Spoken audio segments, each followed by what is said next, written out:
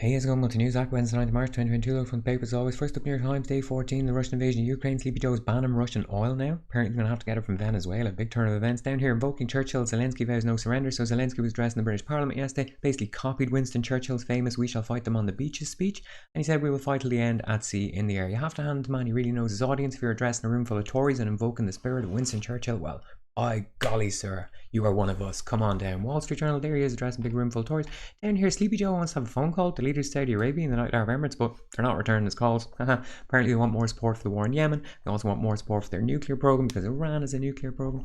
USA Today, Russia, Ukraine, cost of gas line go up. New York Post, kids getting their masks off in school, price of gas line go up. Grandma from Cuba quote from Beetle down the bottom. We must take into account not only the value of life, but the value of human health. Yes, thank you, Fido. Staff, usual corruption stuff. Over here, a story about Operation Tadula, which is not a police or military operation. It's a citizen-led movement to turf Zimbabweans out of their jobs and out of their homes and out of South Africa, causing a lot of trouble. Police having to move in to restore calm. Jerusalem Post, Ukraine, Russia, refugees. Terran Times, Iran understands Russia's demand for guarantees. Yes, they do. The Hindu, Ukraine dropped pitch for NATO. So reporting here, Zelensky said they're not going to apply for NATO membership and also open to compromise on the two breakaway regions within Ukraine. I guess this is a way to offer Vlad a de-escalation of the crisis and a way out that makes it look like he won something as well, which is badly needed at this stage. The Australian state on the edge of catastrophe. That's either New South Wales or Queensland. 50,000 people evacuated. Massive rain has fallen.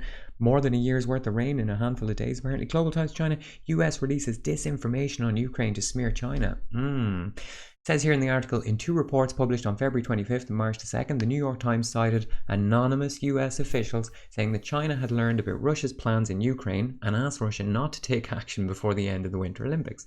The reports accused China of standing with Russia to criticize the US and opposing US sanctions on Russia. The Chinese Foreign Ministry has refuted these reports and pointed out that the US fabricated information to smear China. Now, whatever about that story, it could possibly be true, it could possibly be false. Most likely it's somewhere in the middle. One thing they said here in the article that is true, they said, citing anonymous officials to release this information to mislead the public is an old trick that the US has been playing. Yes, it is, and everybody plays that trick. Down here, there's Papa G talking to Macron and Schultz. Wonder what they were talking about. Irish Examiner, Ukraine, Russia, fuel price line go up. Irish Daily Mail, oh, Dolly Parton's still alive, dressed as a disco ball. Love to see it. Story here about cutting the price of petrol and diesel because line going up, not stopping going up. They're going to cut the government tax on it. Irish Sun, price of petrol. Football, there's Zelensky again. The Herald from Scotland, Zelensky. Down here, treatment of refugees is a disgrace. Always has been, mate. I guess you're just worried about it now because they look like you. Financial Times, there's Zelensky. Down here, Golden Arches bend to pressure as McDonald's closes Russian restaurants.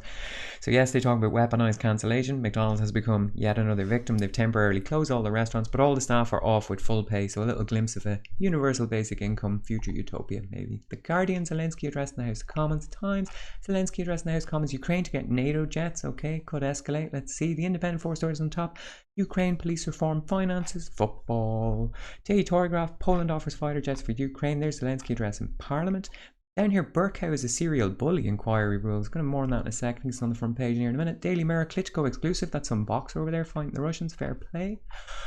Next up, Daily Express, Paul McKenna's Guide to Positivity. Definitely won't read that. He's a famous hypnotist / pseudoscientist who gets a lot of airtime for some reason. Still around.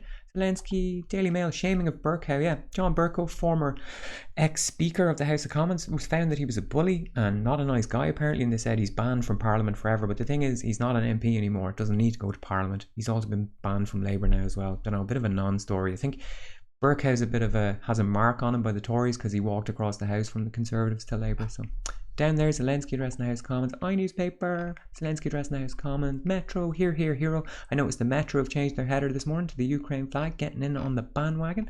Daily Star, just one drink makes your brain shrink. Yeah, not even once. There's that boxer again over there fighting Vlad. Fair play to him.